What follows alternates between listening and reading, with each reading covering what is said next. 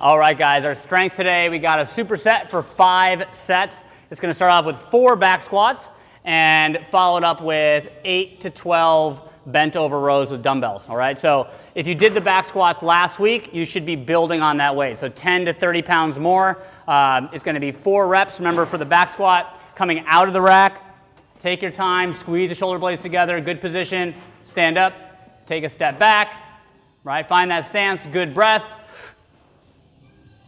Good deep squat, stand up at the top, okay? Reset as needed, right, for a set of 4.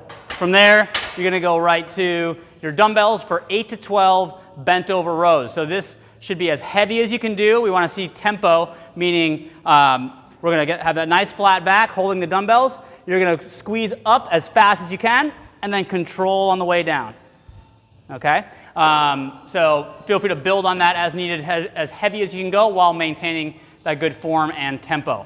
Every 2.5 minutes, you're going to repeat that for 5 sets. All right, let's talk about our conditioning.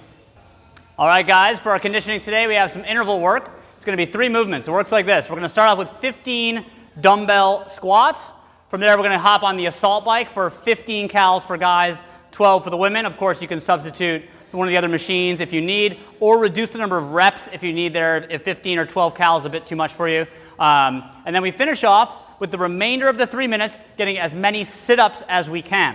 When we finish the 3 minutes, we get a 1-minute rest, and then we start back over. So our score at the end is going to be the total number of sit-ups that we complete.